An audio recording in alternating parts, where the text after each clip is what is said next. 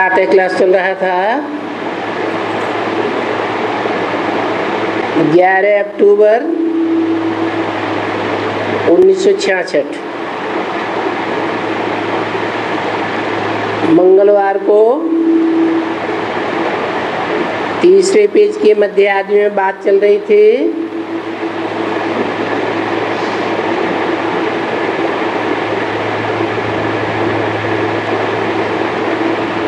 सतयुग में भी ऐसे होगा।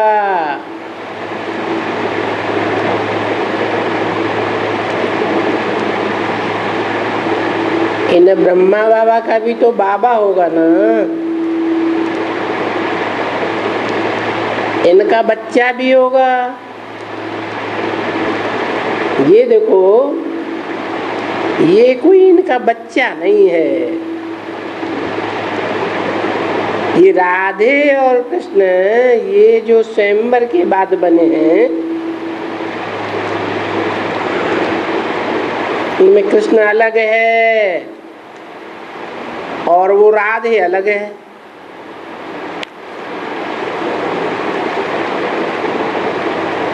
ये स्वयंवर कहाँ की बात है?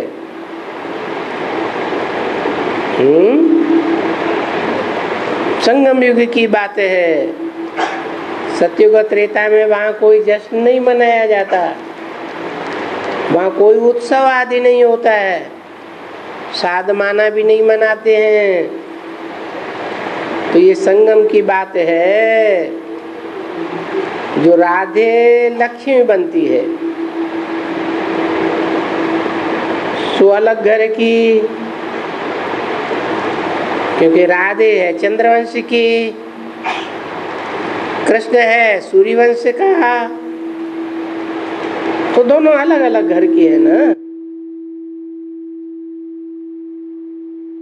परंतु ये तो समझना है कि हम इस बाप से जब छोटे हैं तो बोलेंगे बाप से वर्षा लेंगे। अभी भी देखो ये सब बच्चे बैठे हैं,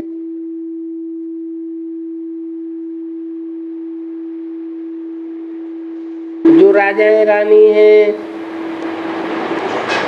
ये हमारा फादर है, इनसे हम वर्षा लेंगे। तो जिससे वर्षा लेंगे वो जिस्मानी हुआ ना।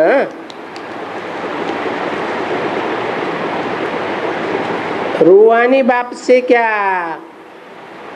रूहानी वर्षा लेंगे? रूहानी बाप का वर्षा है ज्ञान। वो तो ज्ञान और योग का खूट पुंज है, निराकार है, तो निराकार से निराकारी वर्षा है मिलेगा ना। तो ज्ञान को कहेंगे निराकारी वर्षा। फिर वही निराकार बाप जब जिस्मानी बाप में प्रवेश करते हैं, मनुष्य सृष्टि के बाप में प्रवेश करते हैं, तो जिस्मानी हुआ, जिस्मानी बाप से जिस्मानी वर्षा मिलेगा। अच्छा, यहाँ क्या है? यहाँ हम आत्मा है और हम वेद के बाप से वर्षा लेते हैं।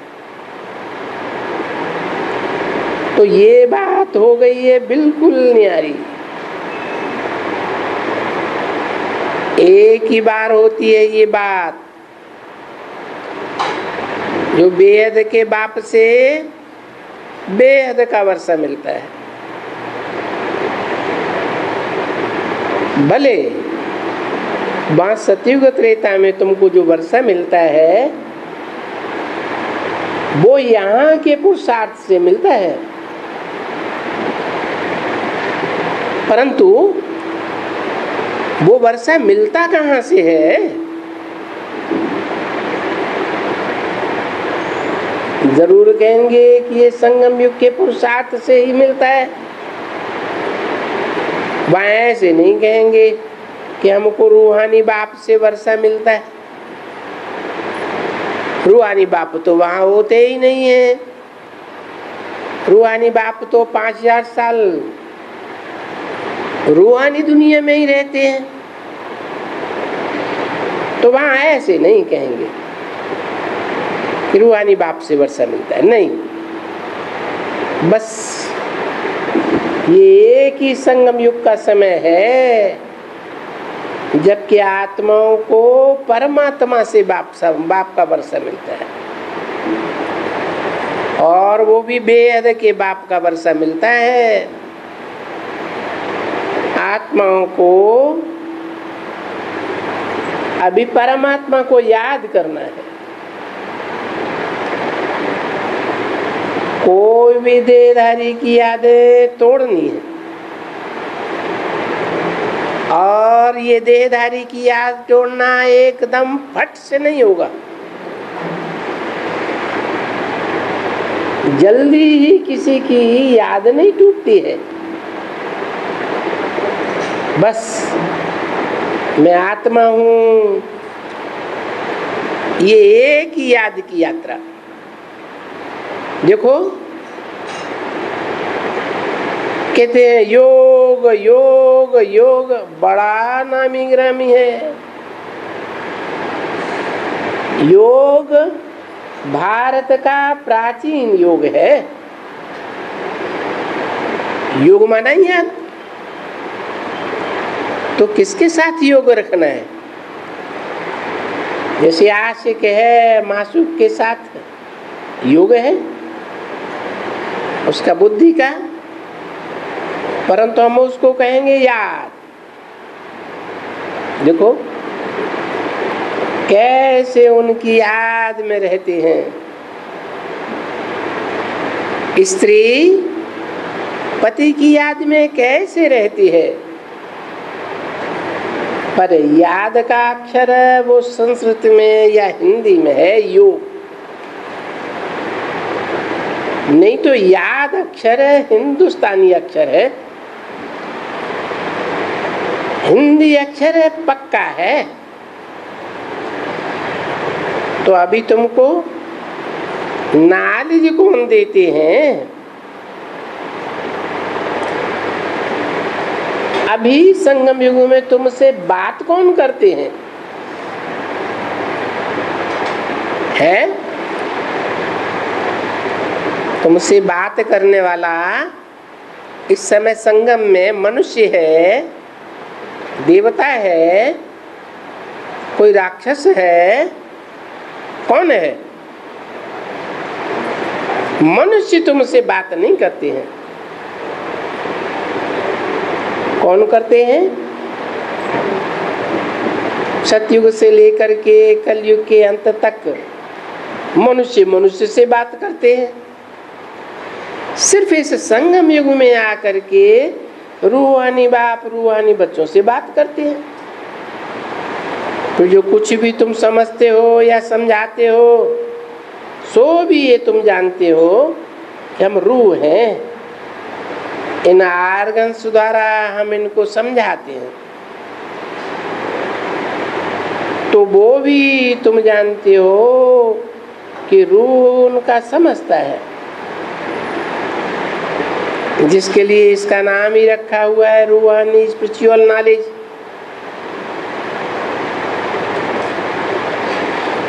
तो स्पिरिचुअल नॉलेज से ही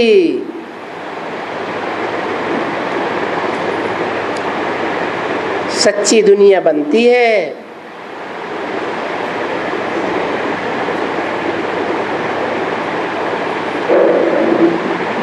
स्पिरिचुअल नॉलेज यहाँ इस झूठी दुनिया में भी होती है।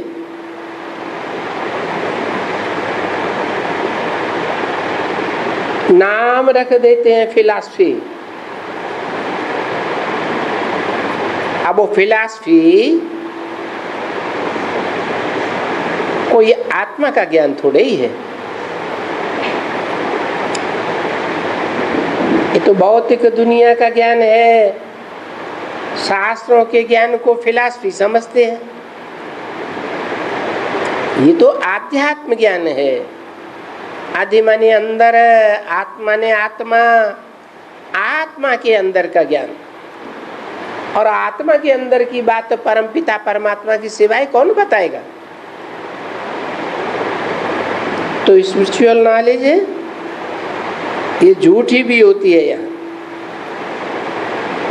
यहाँ जो है नॉलेज गीता की, इनको भी लोग स्पिरिचुअल नॉलेज कह देते हैं।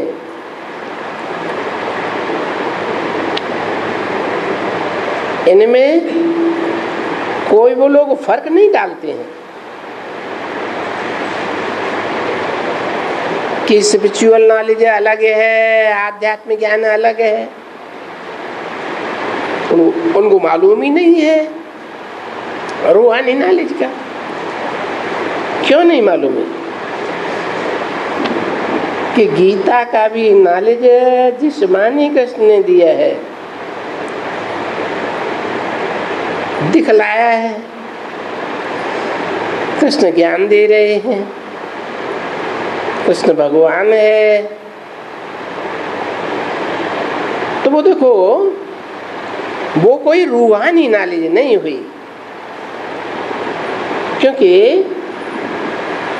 कृष्ण तो साकार है ना, वो भी तो मनुष्य है ना। भले सर्वगुण संपन्न, 16 कला संपूर्ण, संपूर्ण हिंसक, मर्यादा पुरुषोत्तम, दैवी गुणों वाला मनुष्य है, परंतु भगवान तो नहीं है ना। मनुष्य कलाहीन भी होते हैं, 16 कला संपूर्ण भी होते हैं। 16 कला संपूर्ण होते हैं तो देवता कहे जाते हैं, भगवान तो नहीं कहे जाते। भगवान आकर के मनुष्य को, नर को नारायण जैसा बनाते हैं। बाकी नारायण को भगवान थोड़े कहेंगे। कृष्ण कहो, नारायण कहो, गाते भी हैं, हे कृष्ण नारायण वासुदेव। तो देखो, भले वो कृष्ण दैवी गुण वाला मनुष्य है, परंतु बाप तो कहते हैं मनुष्य तो कोई भी होवे, वो भगवान हो ही नहीं सकता। चाहे ब्रह्मा हो, विष्णु हो, शंकर देवता हो, तो भी उनके पास ये स्पिरिचुअल नॉलेज है जिसको कहा जाता है रूहानी नॉलेज, वो सिवाय एक रूहानी बाप के और कोई दे ही नहीं सकता। क्यों नहीं दे सकता? मनुष्य मनुष्य को रूहानी नॉलेज क्यों नहीं दे सकता? क्योंकि मनुष्य में मन होता है, मन चलायमान होता है। मनुष्यों का मन चलायमान जरूर होता है। और भगवान का मन सोचता है, विचार करता है, मनन चिंतन मंथन करता है। क्यों नहीं करता है? क्योंकि वो जन्म मरण के चक्र से न्यारा है, इसलिए तीनों कालों को जानता ही है। जो ऑलरेडी जानता है, पहले से ही सब कुछ जानता है, उसको मनन चिंतन करने की क्या दरकार? तो रूहानी नॉलेज सिवाय एक बाप के और कोई दे ही नहीं सकता, बस। और कोई के पास ये नॉलेज है ही नहीं। 11 अक्टूबर 1966 की वाणी का 4था पेज, दूसरी लाइन। इसीलिए तुम्हारे पास से कोई भी कभी भी कोई डिबेट करते हैं, कुछ वार्ता वगैरह करते हैं, बोलो ये जो तुम भक्ति मार्ग का ज्ञान सुनाए रहे हो शास्त्रों का, वो तो मनुष्यों का बनाया हुआ ज्ञान है। मनुष्यों के ज्ञान में और भगवान के ज्ञान में क्या फर्क है? मनुष्यों का ज्ञान अलग अलग प्रकार का है और भगवान एक है, तो भगवान का ज्ञान भी एक ही प्रकार का है। मनुष्यों का बनाया हुआ ज्ञान और भगवान का बनाया हुआ।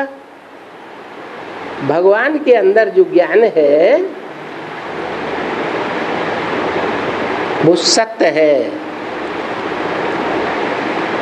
मनुष्यों का ज्ञान जो है वो झूठा है। इसको भक्ति या फिलॉसफी कहते हैं। इसको कोई ज्ञान नहीं कहा जाता है। ज्ञान तो सिर्फ एक है, ज्ञान सागर। उस ज्ञान को ज्ञान कहेंगे, उसे रूहानी ज्ञान कहा जाता है, नॉलेज कहा जाता है। पर है रूहानी नॉलेज। तो जो भगवान देते हैं नॉलेज है, वो भगवान खुद कहते हैं भगवान वाच। श्रीमद् भगवद गीता में भगवान वाच है। दुनिया में एक ही पुस्तक ऐसी है जिसमें भगवान बोल रहे हैं। और दूसरे धर्म ग्रंथ हैं बड़े बड़े प्रसिद्ध है, बाइबल है, कुरान है, गुरु ग्रंथ साहब है, उनमें भगवान नहीं बोल रहे हैं, उनमें मनुष्यों ने बोला है। भगवान में भगवान का ज्ञान जहाँ बोला गया है भगवान के द्वारा, वो एक ही पुस्तक है गीता। नाम यह श्रीमद् भगवद गीता, उसमें है भगवान वाच। तो भगवान वाच और उन्होंने ठीक दिया है जिस्मानी कृष्ण भगवान वाच, कृष्ण का नाम डाल दिया। और यह है रूहानी ज्ञान। तो देखो ये किसको भी पता नहीं पड़ता है एकदम। अभी और तो कोई शास्त्र है ही नहीं, दुनिया में कोई ऐसा शास्त्र नहीं जिसमें कोई भगवान वाच हो, जिससे समझा जाए कौन सा भगवान वाच। तो शिव भगवान वाच ये तो है ही गीता में। और एक ही शास्त्र सर्वशास्त्र में शिरोमणि गीता है, वो एक ही है बस, और कोई शास्त्र है ही नहीं। क्योंकि इसी शास्त्र से ही तो आदि सनातन देवी देवता धर्म की स्थापना हुआ, तो स्थापना की जाती है। और यह है सतयुग के धर्म की स्थापना, प्रथम युग की स्थापना। यह अल्लाह का अव्वल नंबर दीन है, जिसे मुसलमान भी कहते हैं अल्लाह अव्वल दीन। अव्वल नंबर का धर्म है और अव्वल नंबर के सतयुग में आता है। अभी सतयुग के धर्म की स्थापना सिवाय बाप के और यो कोई कर ही नहीं सकेगा और समझा भी नहीं सकेगा। क्योंकि सत्य युग सत्य बाप ही स्थापन करेगा। इस दुनिया में तो झूठ खंड में सब झूठे हैं, जो स्वयं ही झूठे हैं वो सच्चिखंड कैसे स्थापन करेंगे। गॉड के लिए कहा जाता है God is truth, truth is God. तो जो भगवान सच्चा है वो ही सतयुग स्थापन करता है ना। अभी सतयुग के धर्म की स्थापना बाप कर रहे हैं, कोई मनुष्य नहीं करेंगे। सत्युग की स्थापना तो गाई जाती है हेवनली गॉड फादर द्वारा। हेवनली गॉड फादर आवेंगे तो हैविंग ही स्थापन करेंगी ना। अभी कौन सा फादर? कृष्ण को फादर कहेंगे क्या? क्यों? कृष्ण की तो पूजा ही बच्चे के रूप में की जाती है, बच्चा कैसे फादर हो जाएगा? क्राइस्ट स्थापन करेंगे, हेवन स्थापन करेंगे? नहीं। फादर तो फिर भी उनको कहा जाता है। तो बच्चे, ये थोड़ी जो है नॉलेज है और समझ की बात है, इसमें समझदारी बहुत चाहिए। वो मोटी बुद्धि वाले तो ये सभी बातें बड़ी मुश्किल समझते हैं।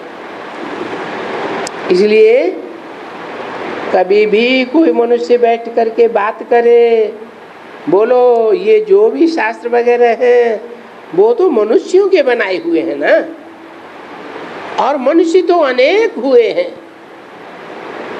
अनेक मनुष्यों ने अपनी अपनी बुद्धि की अनेक बातें बनाई है। कहा भी जाता है तुंडे तुंडे मत भिन्न। ये बातें कोई भगवान ने तो नहीं बनाई है शास्त्रों की। शास्त्र मनुष्यों ने बनाए हैं। मनुष्य साकार होते हैं, भगवान तो निराकार है।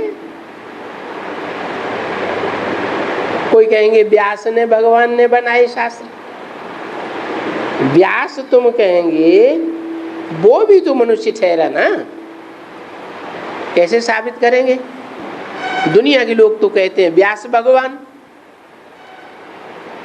तो व्यास भगवान हुआ या मनुष्य हुआ है? क्यों? फिर भगवान क्यों कहते हैं व्यास भगवान? अरे व्यास को भी तो दाढ़ी मूछ दिखाई जाती है ना। जैसे ब्रह्मा को दाढ़ी मूछ दिखाते हैं तो व्यास को भी दाढ़ी मूछ दिखाएगी। वो दाढ़ी मूछ किसको होती है? भगवान को होती है? देवताओं को होती है? नहीं, दाढ़ी मूछ तो विकारी मनुष्यों को होती है। तो व्यास तुम कहेंगे वो भी मनुष्य। उनका तो चित्र दिखलाते हैं।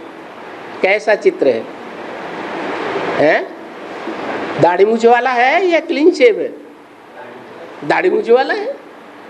व्यास है, बैठा है, सुनाते हैं, और दूसरा बैठ करके सुनते हैं। ऐसा व्यास गद्दी पर बैठा हुआ व्यास का एक चित्र भी बनावे, उनका चित्र दिखलाते हैं।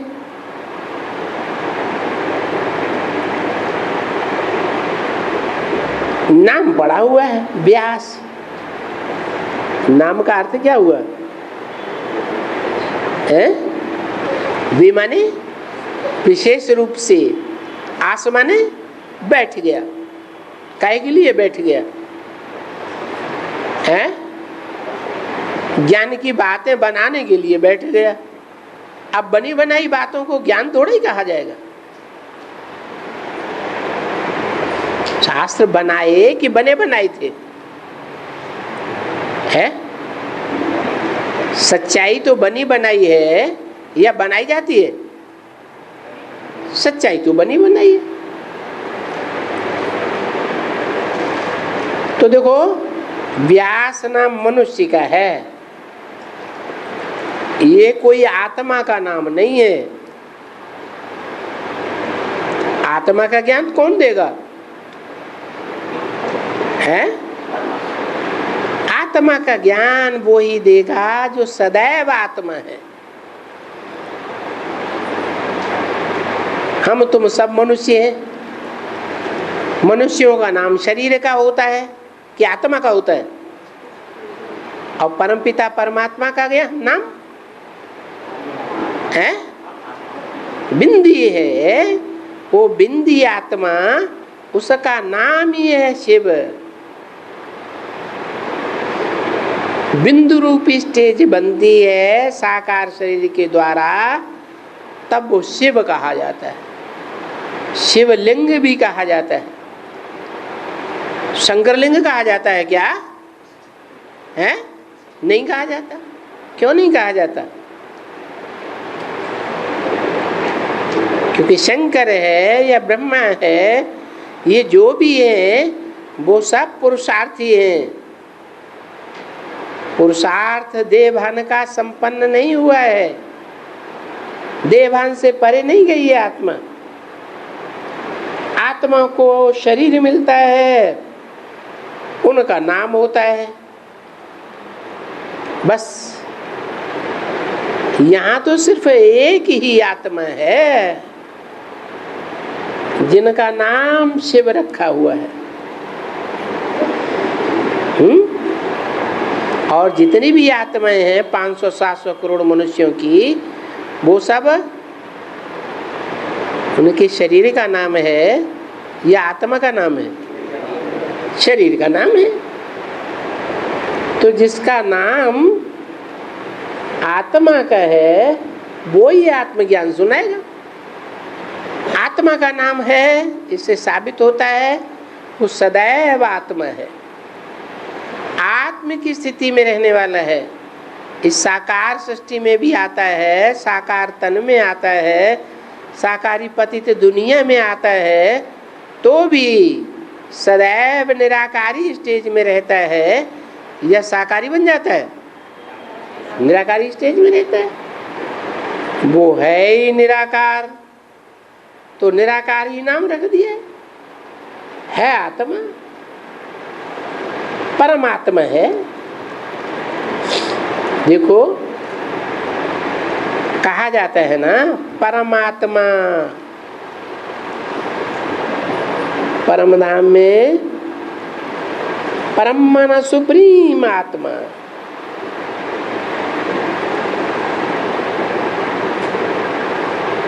कहाँ की परमात्मा है? ये टैली कहाँ करेंगे? परमात्मा को इस दुनिया में टैली करेंगे, परमात्मा या परमधाम में टैली करेंगे? हैं? अरे टैली किससे किया जाता है? जो एक जैसे होते हैं तो उनको टैली किया जाता है एक दूसरे से। परम नाम में सब बिंदु बिंदु आत्माएं, तो बिंदु बिंदु आत्माओं में परम कौन है? परे ते परे, जिससे परे कोई दूसरी आत्माएं नहीं जा सकती, वो ही है परमात्मा, सुप्रीम आत्मा। आत्माएं तो तुम भी हो। ऐसे तो नहीं है कि तुम कोई आत्मा नहीं हो, पर आत्माओं का भी तो बाप होगा ना। शरीरों का बाप होता है कि नहीं? शरीरों को जन्म देने वाला शरीरधारी बाप। तो शरीर में जो आत्मा रहती है, जिस आत्मा के कारण इंद्रियां चलायमान होती हैं, आंखों में से रोशनी निकलती है, वो आत्मा, उसका बाप कौन? तो जरूर उनको ही कहेंगे सुप्रीम बाबा। और आते भी है कब? एकदम अंत में, जब सब आत्माएं इस सृष्टि पर, मनुष्य आत्माएं, कीड़े मकोड़ों जैसी आत्माएं नहीं, सब मनुष्य आत्माएं इस सृष्टि पर आ जाती है। बाप उसे कहते बाबा। देखो उसकी पूजा भी होती है निराकार।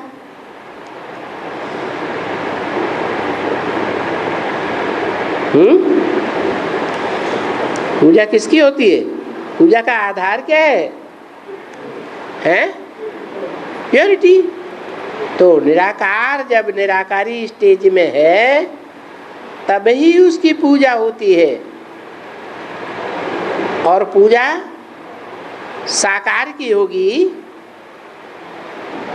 या बिंदी की होगी? हैं? साकार की पूजा होगी। बिंदी को कैसे जल चढ़ावेंगे? चढ़ावेंगे नहीं। बिंदी को तो याद किया जा सकता है, भक्ति थोड़ी की जा सकती।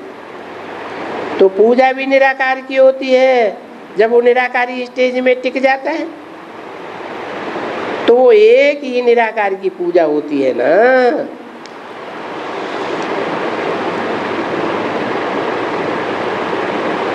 अनेक आत्माओं की नहीं पूजा होती है। भले आत्माएं सब अनेक हैं और निराकार हैं, परंतु उनकी पूजा नहीं होती है। क्यों? क्योंकि वो आत्माएं निराकार होते हुए भी साकारी स्टेज में रहती है, देवभान की स्टेज में रहती है। वो तो एक ही बाप हुआ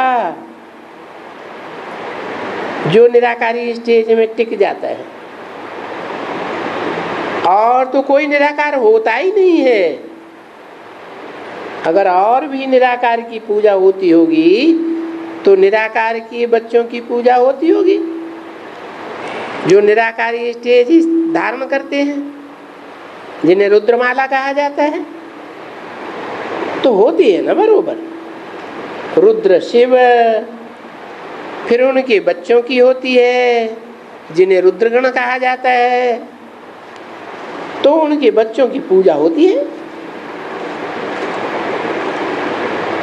रुद्राक्ष की माला है ना। नहीं तो निराकार आत्माएं तो 550 करोड़ हैं।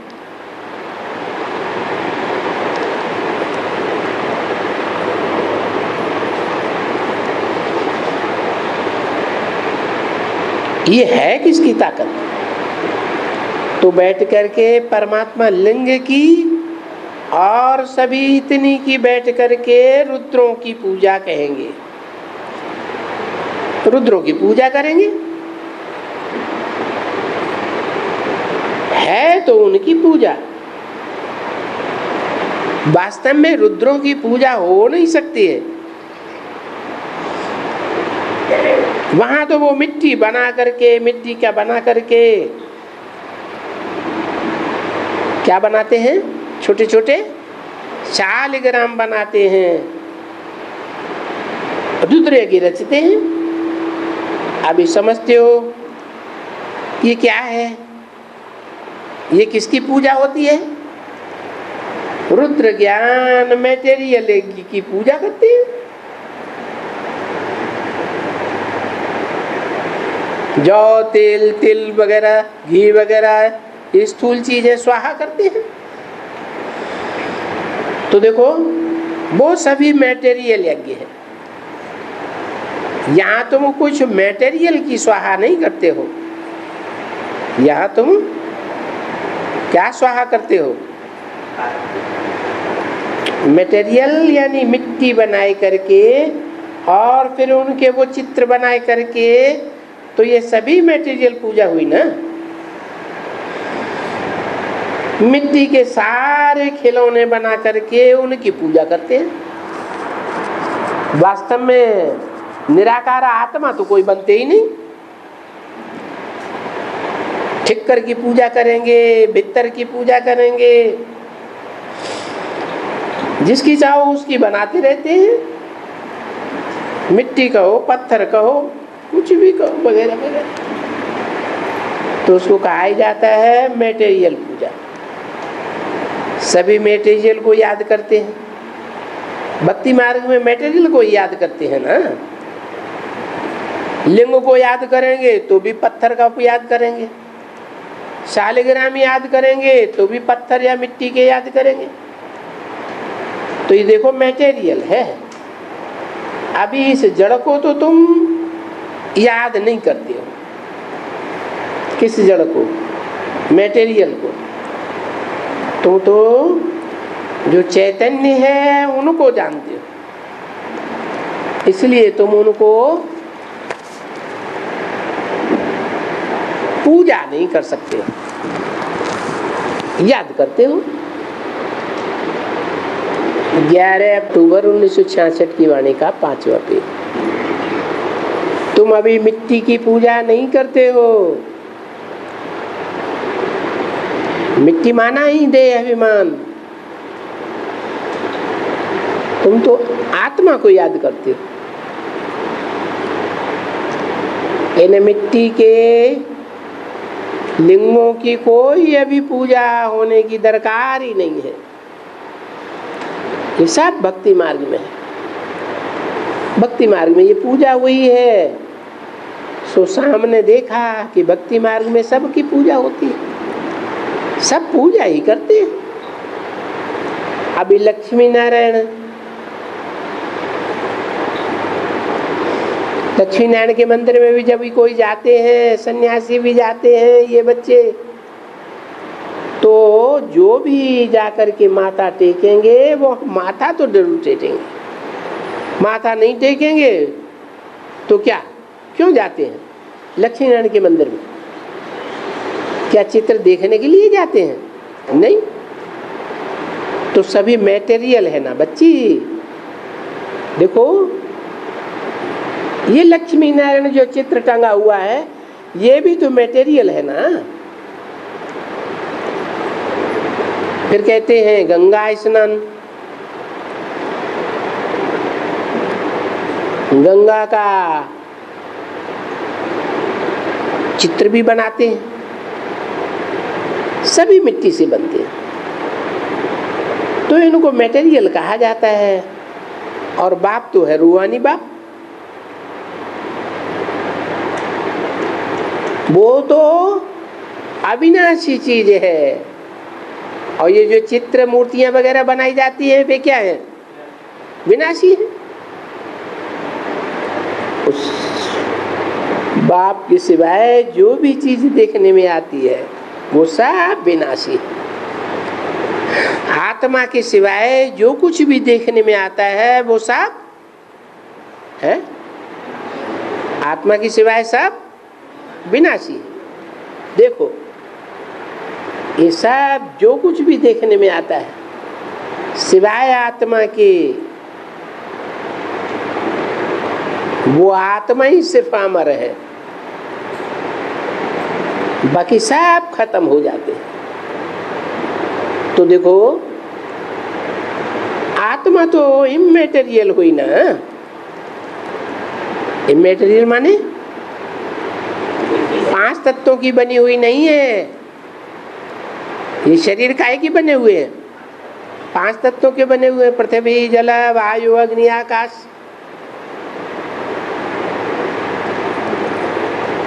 उनको जब मिट्टी से बनते हैं तभी कहते हैं। अभी आत्माओं को ये मेटेरियल शरीर मिला है जिसको फिर कहा जाता है आत्मा का जीव मिला है?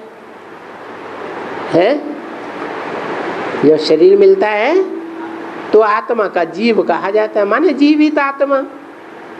शरीर नहीं है तो आत्मा कुछ कर ही नहीं सकती। ये जीव काहे का है? ये मटेरियल का है। तो आत्मा तो सब में होती है ना बच्ची। अभी वो जानवरों में भी आत्मा होती है। आत्मा बगैर तो कोई जीव जंतु कोई होते ही नहीं है। कोई कहेंगे मर गया, अरे मनुष्य मरा, उसमें से आत्मा निकल गई, परंतु उनका तो कोई हिसाब ही नहीं है।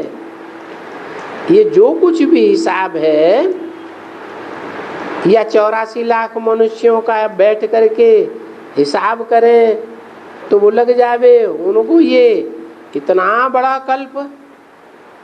यहाँ तो कभी भी तुम कोई से भी बात भी नहीं कर सकते हो। बोलो हम कोई भी, तुम जो ज्ञान सुनाते हो चाहते हो हमारे से बात करने के लिए, वो तो शास्त्रों का ज्ञान है। और ये शास्त्र तो हम मनुष्यों ने बनाए हैं। कोई निराकार तो आकर के शास्त्र नहीं बनाता है। ये बना बनाया शास्त्र है मनुष्यों का, जो ज्ञान हम सुनना नहीं चाहते हैं। हम ज्ञान किससे सुनते हैं? हम ज्ञान एक निराकार भगवान से सुनते हैं, ज्ञान सागर से सुनते हैं। और वो निराकार ही है। वो एक ही दफा आकर के अपना ज्ञान सुना करके सदगति देते हैं। ऐसे नहीं बार बार आते हैं, संभवामि युगे युगे, शायद शास्त्रों में लिख दिया है। हम उनसे सुनते हैं। हम कोई से भी ये शास्त्र वगैरह हम बरोबर जानते हैं, वेद ग्रंथ उपनिषद जानते हैं। ये सब भक्ति मार्ग की सभी बातें हैं। भक्ति मार्ग से दुर्गति होती आई है। 2500 वर्ष की हिस्ट्री उठा के देख लो, मनुष्यों की मेंटेलिटी की दुर्गति हुई है या सदगति हुई है। विकार बढ़े हैं, मनुष्य विकारी बनते गए हैं या निर्विकारी देवता बने हैं और ही राक्षस बनते गए। अभी हम बातें नहीं सुनते हैं, ये शास्त्रों की बातें हमें सुननी नहीं है। हम अभी जो पतित पावन है उनकी बात सुनते हैं। देखो, जब तुम कहते हो कि पतित पावन जिसको याद करते हो, तो याद तो भगवान को करते हो ना। एक बेहद के बाप को याद करते हो ना, तो वो बाप रूहों का बाप है, जिस्मों का बाप नहीं है। आत्मा उस बाप को याद करती है। कहते हैं हे भगवान, तो किसने कहा? आत्मा ने कहा हे भगवान, हे भगवान। भगवान तो ऊपर में ठहरा ना, ऊपर में क्यों हुआ कि हम आत्माएं ऊपर में ही रहती, बाबा भी ऊपर में रहते हैं, इसलिए उनको हम हे भगवान कह करके याद करते हैं। अच्छा, भगवान का नाम क्या है?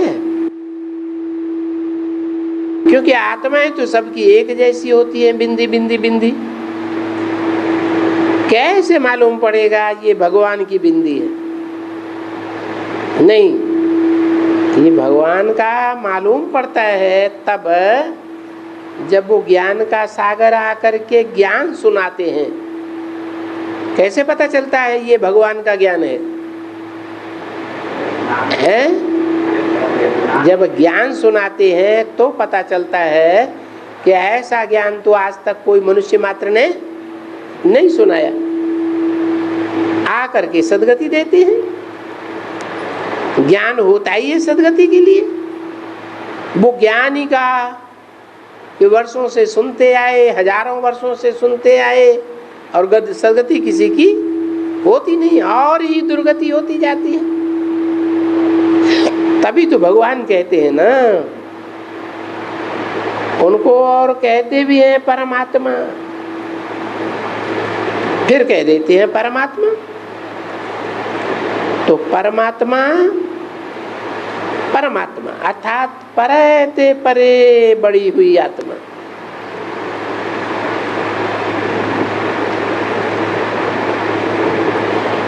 वो जो बरोबर बाप हो गया ना, सब आत्माओं का बाप। और फिर दूसरी बात, सभी आत्माएं फिर कहते भी हैं हम सब ब्रदर्स हैं, यानी आत्माएं सभी भाई भाई हैं, क्योंकि वो तो अमर है ना। अमरनाथ बाप के बच्चे हैं। ये तो कोई अमर शरीर तो है नहीं, शरीर तो अमर होते ही नहीं है। शरीर तो मरता है फिर जन्म लेता है, वो तो है ही आत्मा। तो वो आत्माएं भाई भाई ब्रदर्स हैं और हैं ही है। सभी ब्रदर्स को पार्ट मिला हुआ है बजाने का। जो फिर सिस्टर्स भी बनती हैं तो ब्रदर्स भी बनते हैं। नहीं तो वास्तव में है सभी आत्माएं एक बाप के बच्चे। तो जबकि आत्माएं सभी बाप के बच्चे हैं, तो आत्माएं जब शरीर धारण करती हैं तो ये क्या है कि स्वर्ग में सुख और नरक में दुख होता है। ये क्यों हुआ है? हम सभी ब्रदर्स। फिर ये सभी क्यों हुआ कि स्वर्ग में सुखी हैं और नरक में दुखी हैं? क्योंकि हम ब्रदर्स को जब शरीर मिलता है तो आत्मिक स्थिति में रहते हैं तो स्वर्ग है, क्योंकि स्व स्थिति में रहते हैं तो स्वर्ग महसूस करते हैं। फिर देह में रह करके सुख भोगते हैं या देह से परे होकर सुख भोगते हैं स्वर्ग में? हैं? देह में रहकर सुख भोगते हैं। इसलिए जितने जितने जैसे जैसे सुख भोगते जाते हैं वैसे वैसे आत्मा की स्टेज नीचे आती जाती है। पहले धीरे धीरे नीचे गिरते हैं, बाद में फिर धीरे धीरे धीरे नहीं, जल्दी जल्दी नीचे उतरते हैं। तो देखो सतयुग में 2 कलाएं कम होती हैं, 2 कला क्षीण आत्मा होती है, और त्रेता में 6 कलाएं कम हो जाती हैं, क्योंकि त्रेता में तेजी से नीचे गिरती है आत्मा। तो स्वर्ग में सुख है। और फिर हम ब्रदर्स वहाँ जब हम स्वर्ग से नीचे की स्टेज में उतरते हैं, स्वस्थिति से नीचे देवान में आते हैं, तो बहुत दुखी होते जाते हैं। ये दुखी क्यों हुए? उसका कारण क्या हुआ? हाँ, कि आत्मिक स्थिति से नीचे आ गए, स्वस्थिति से नीचे आ गए, और पर माना 5 तत्व, देह, ये देह पर है, ये भी दुखदाई है, तो इसके भान में आ जाते हैं। ये प्रश्न उत्पन्न होता है कि तो फिर उनको ये समझाया जाता है कि ये जो ज्ञान है और फिर वो भक्ति है, वो ज्ञान है दिन और वो शास्त्रों का ज्ञान है रात। भक्ति ये बना हुआ खेल है। आधा कल्प ज्ञान की प्रारब्ध और आधा कल्प है भक्ति की प्रारब्ध। ज्ञान एक से आता है और भक्ति अनेक गुरुओं से आती है, जिसको दिखाते हैं रावण। रावण को कितने सिर हैं? 10 सिर, और राम को 1 सिर दिखाते हैं। कोई कोई देवताएं भी ऐसे दिखाए हैं जिनको अनेक मुख होते हैं, जैसे कार्तिकेय, कितने मुख? 6 मुख। क्यों? रावण को 10 मुख और कार्तिकेय को 6 मुख क्यों? क्योंकि भक्ति मार्ग के 6 मुख्य धर्म हैं, उन 6 धर्मों में वो भटकता रहता है, इसलिए भक्ति मार्ग की बातें 6 मुख से 6 प्रकार की बातें करता है। तो उसको षण्मुख कह दिया गया है। कोई को 4 मुख दिखाते हैं, 5 मुख दिखाते हैं। ये ब्रह्मा को कितने मुख दिखाते हैं? 5 मुख 4 मुख दिखाते हैं। तो ये खेल है एक, ऐसे नहीं कि भगवान कोई सृष्टि रचते हैं तो वो कोई दुख की सृष्टि रचते हैं। नहीं, भगवान है ऊंचते ऊंचे है तो ऊंचते ऊंचे काम करेगा या नीच काम करेगा? ऊंचते ऊंचे काम सुख की सृष्टि रचता है, वो कोई दुख की सृष्टि थोड़ा ही रचता है। नहीं, भगवान जब बाप है सबका, जब आते हैं तो आ करके सुख की सृष्टि रचते हैं, सुख की सृष्टि रूपी मकान बनाते हैं, बुलाते ही हैं बाप को, जबकि मनुष्य दुखी होते हैं कि सुख और दुख का खेल तो हुआ ना। तो भगवान आकर के, एक ही भगवान आकर के सुख देते हैं, और इस दुनिया में सब मनुष्य एक दूसरे को क्या देते हैं? दुख ही देते हैं। जब सुख का समय पूरा होता है तो फिर रावण के कारण, 5 विकारों के कारण दुख शुरू हो जाता है। ये क्या हुआ? 5 विकार। है? देह भान आता है तो उसके साथ साथ 5 विकार आते हैं। देह भान आया तो काम विकार आया, देह भान नहीं है तो काम विकार भी देवताओं में नहीं है। देह भान आया तो ये आता है मैं राजा हूं, ये रंग है, ये मेरे सामने ऐसी बात क्यों करता है, तो क्रोध आता है। अपन को ऊंच समझते हैं, वो दूसरे को नीचे समझते हैं। आत्मिक स्थिति रहती नहीं है तो देह भान के कारण ही क्रोध आता है, लोभ आता है। शरीर को अच्छी तरह से पोषण करने के लिए अपने शरीर के प्रति विशेष लगाव होने के कारण लोभ भी पैदा होता है। मोह पैदा, मेरा बच्चा, ये मोह पैदा होता है। मेरे पेट से पैदा हुआ, तेरे पेट से थोड़ा ही पैदा हुआ है, तो मेरे पेट से लगा हुआ होने के कारण वो मोह पैदा हो जाता है। और अहंकार, मैं ये हूँ, मैं वो हूँ, मैं राजा हूँ, मैं मिनिस्टर हूँ, मैं कलेक्टर हूँ, ये मोह पैदा होता है, वो अहंकार पैदा होता है। बाप कहते हैं ये अहंकार तो बिल्कुल छोड़ दो, मैं तुम बच्चों को मच्छरों के मुआफिक ले जाऊंगा। जैसे मच्छर, उसकी कोई वैल्यू है?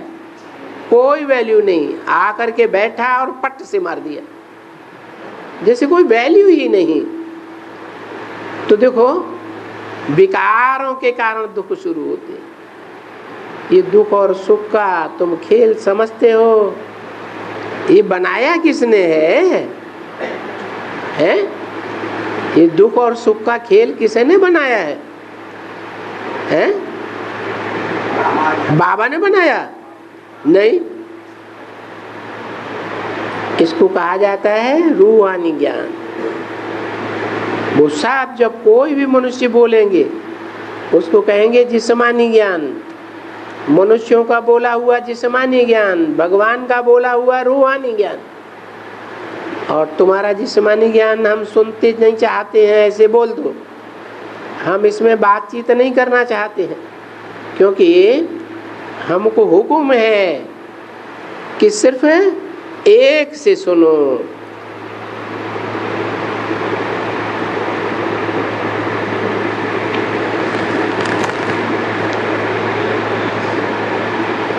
माम एकम याद करो, माम एकम नमस्कुरु, और कोई की नहीं सुनो। अगर तुमको सुनना ही है तो मेरे से ही सुनो, मना। और कोई से बातें ही नहीं करें जिंदगी में, बातचीत करना आपस में बंद कर दें? नहीं, बातचीत करें, लेकिन जो बात सुननी है वो टैली करके देखें कि ये भगवान की सुनाई हुई बात है, ये अपनी मनमत सुना रहा है। मान लो ब्रह्मा कुमारी कोई सुनाती है, तो क्या देखना है कि ब्रह्मा कुमारी भी जो सुनाती है वो राइट है या रॉन्ग है। मुरलियों से टैली करना है, तो सुनना है तो मेरे से सुनो। मैं तुम मनुष्यों की क्यों बातें सुनूंगा? हम जानते हैं कि तुमको कोई रूहानी ज्ञान थोड़े ही मिला है। रूहानी ज्ञान तो हमको बाप से मिलता है, वो रूहों का बाप है। तुम जो कुछ सुनाते हो वो जिस्मानी ज्ञान सुनाते हो। जिस्मानी ज्ञान को मेटेरियल ज्ञान कहा जाता है। मेटेरियल ज्ञान, ये साइंस का ज्ञान क्या है? मेटेरियल का ज्ञान है। ये साइंसदान कोई आत्मा को थोड़े ही जानते हैं। तो शिव बाबा हमको ज्ञान देते हैं, उसको कहा जाता है स्पिरिचुअल नॉलेज।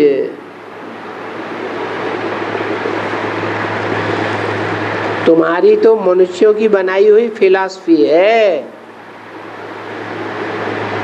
इसको स्पिरिचुअल नॉलेज नहीं कहेंगे।